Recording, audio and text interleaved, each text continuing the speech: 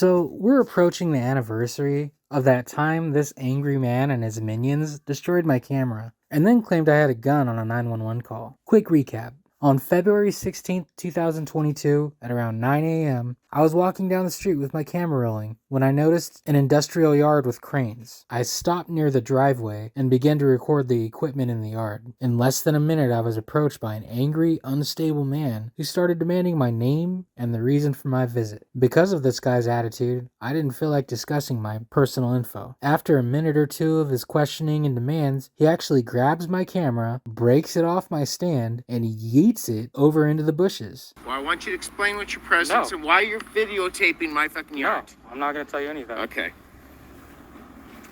All right. This guy with you? Fucking A, he is.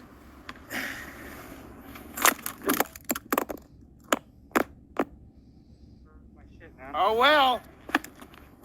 Why are you videotaping? This guy just grabbed my camera, Oh, well. broke it, and Great. threw it over there in the bushes.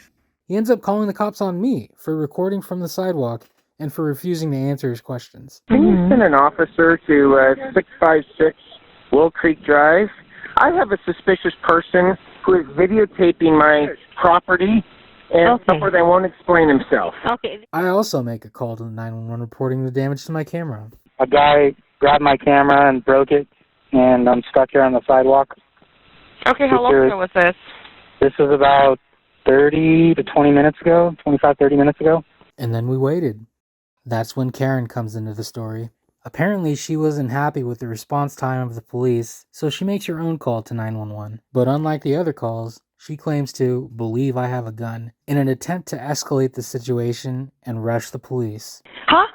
What's going on there? There's a man out here who is standing on the sidewalk. He keeps taking pictures of the kids at the school across the street. Our owner went out there to try and figure out what's going on. Now they're taking pictures of him. He looks like he's got something in his back pocket. It almost looked like a gun. Someone needs to get out here right now. She makes one more call sounding even more panicked, this time threatening to call TV stations if police don't show up in 5 minutes. And he has a gun. He has a gun where? It looks like he has a gun. Where? And I'm telling you what, if you guys don't come in the next 5 minutes, I'm calling all the TV stations. Ma'am. What? A gun where? What? In his bag. Okay. And sure enough, they come in hot, code 3. So, unknown race male, about 5'8", with a black beard, sunglasses, black hoodie, and light blue jeans. I end up getting a pat-down search by an awesome cop named Silva. No, I'm going to pat search Okay, you. all right. Okay? I don't have anything. Okay. Well, I just got to make sure. We're obviously, they might have exaggerated, but that's what we're here to figure out. Well, that's what it sounds like, so.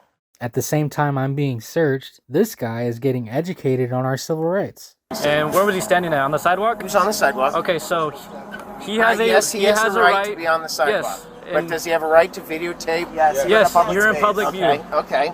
But does he have a right to not identify himself? Yes, 100%. He doesn't even have to identify himself to us. He's doing a First Amendment right. He has a First Amendment right to record. There's nothing wrong with him recording. If you don't want to be recorded, you can go inside, away from the camera's view.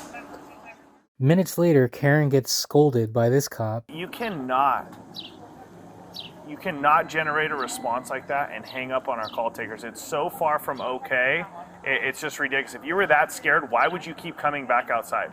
And puts on an award-winning portrayal of a concerned citizen. I was coming out here to see what was going on. Okay, ma'am, everything, I understand if you thought he had a weapon, I'm fine with that. But what you did, if because he doesn't have a weapon at all. Oh, thank God. Okay. No, it's not. Police retrieve my camera.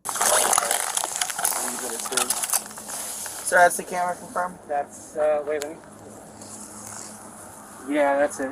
This guy gets a citation for vandalism. You are going to get a criminal citation for vandalism. Okay. Okay.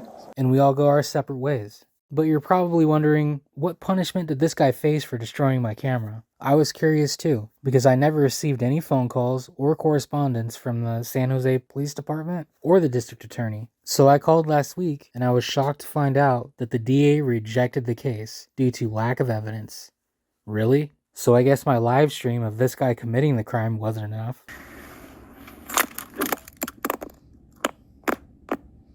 And I guess the police retrieving my broken camera from this guy's property wasn't enough. And I guess his confession to committing the crime on police body cam wasn't enough. Did you see if anyone took his camera from him? I put my hand over it to get him to stop, so forth, and close. It had one of the little wings on it, and closed that. In attempt to close, he pulled back and it broke off the little mount. And did you throw it? Yes, I did. Okay. Because he was continuing videotape, he would just sit there and harbor on that and so forth. I did remove it from the scene. Okay. So if you have any questions for the district attorney about this case, I don't blame you. So do I. I'll leave the case number and phone number in the description if you want to voice your concerns. Thank you for watching. More coming.